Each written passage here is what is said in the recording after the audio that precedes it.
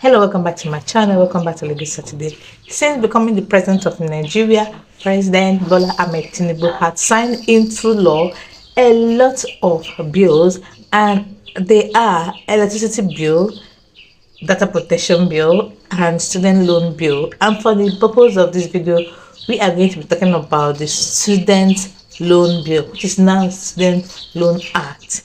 And here are the highlights of what we are going to be talking about today. One of them is the eligibility, how to apply, and disbursement of the payments after applying, disqualification, what you can do that will get you disqualified, and most importantly, the defaulters punishment for defaulters, and the requirement, general requirement.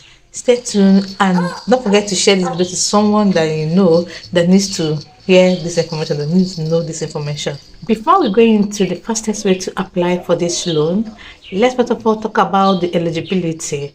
Before you can apply for this loan, you have to know if you are eligible. Now, what are the eligibility criteria? One, you must be admitted into any state or federal university, college of education. Private university are excluded. So you must have gotten your admission in any of the universities. And again, your family or your income must be less than 500,000 annually, because they're expecting, they're expecting that if your annual income is above 500,000, that means you can be able to sponsor yourself in the university. So that your income or your family income must be less than 500,000 naira annually, and you must provide a guarantor. One of the guarantor should be a civil servant that is at least level 12 in the civil service, or a lawyer that has 10 years experience. Two guarantors, and one must be a civil servant, second a lawyer that has 10 years experience. So these are the eligibility factors for applying for this student loan. Now, moving over from there, let's go over to how you can successfully and fastly apply for this loan. Stay tuned. Now, to successfully apply for this student loan, these are what you are supposed to do during your application, or how you are supposed to apply for this student loan. One is that the loan application for the loan must be done through your bank. Yes, you apply for the loan in your bank, then your bank will now send that your application to CBN, to the chairman of the committee, who is the CBN governor. CBN governor is appointed as the chairman of the committee of this education loan fund. So from your bank now to the chairman. Okay, and while doing your application on the bank, we are going with one, a letter-headed paper, a letter written with a letter-headed of your school by your rector or your vice chancellor. He will write addressing the letter to the chairman of the committee, who is CBN governor. You will go with that letter, and the letter will be duly signed, not just writing with a letter-headed paper.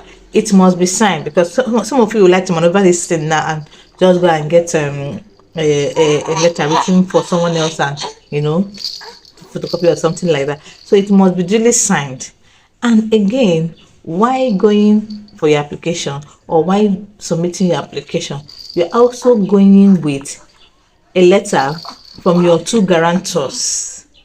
Yes, in that letter, your guarantors will be writing the letter, will be addressing the letter to the chairman of the committee, the CBN governor, too, and with the two passports of your guarantors. So in your guarantor's letter, he will make sure, or she will make sure, that in that letter she is addressing it to the chairman of the committee, the CBN governor. And again, in that same letter, he should make it clear to the CBN governor that he will take responsibility and liability in case of you defaulting in payment. And again, he should write, if he's an employer, if he's being employed by someone else, he should write details of his employers or if he's self-employed, he should show evidence of his business being registered with the CAC. And again, all these are the things that will be in your guarantor's letter. Now, going to the bank for your application, you are going with this letter to the bank, and again, you are going with an evidence to show that you have been admitted into the university. That means your admission letter. You are going with it, and after this, they will get back to you in 14 days. After making this application in your bank, they will get back to you in 14 days. But that is not the disbursement. It's not yet the disbursement. It's just getting back to you. And again, moving out from how to apply, we're not moving over to disqualification. What are the things that can disqualify you as a student from applying for the student loan or from the government giving you student loan? One is that if you are being caught in exam malpractice, you are automatically disqualified from the loan. Secondly, if you are being found guilty of any drug offenses, automatic disqualification. And again, if you have ever defaulted in any loan repayments, for you, those of you that are owing branch or pay them, name all those apps that are giving loan. Those of you that are defaulters, you're not eligible for this. You'll be disqualified if you have not paid them. Okay, now to the disbursement. When your application is finally successful, when your application for the loan is finally successful, they are going to disburse the money to you in 13 days. Moving over from that, let's go over to repayment. How are you going to repay this loan once you are done with school? Yes, they are expected, or you are expected, to pay back your loan 2 years after your NYSC.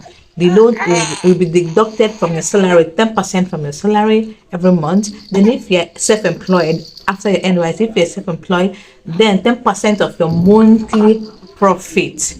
That is how they plan deducting the loan from your account. Okay. Finally, let's talk about the punishment for defaulters. Punishment if you default in payment of your loan.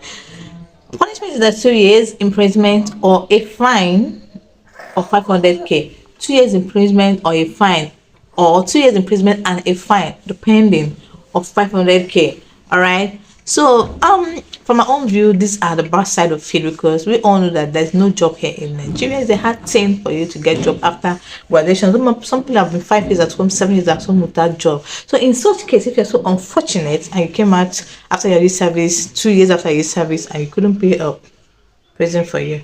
Okay, this is all you need to know about student loan act that is currently signed into law, how to apply for it. If you like this video, please give it a thumbs up, share someone that needs to watch it, and don't forget to subscribe to this channel. Thank you for watching. See you guys next time. Bye. Let me go and feed my baby. He's hungry and he's sweating. Say bye bye to them.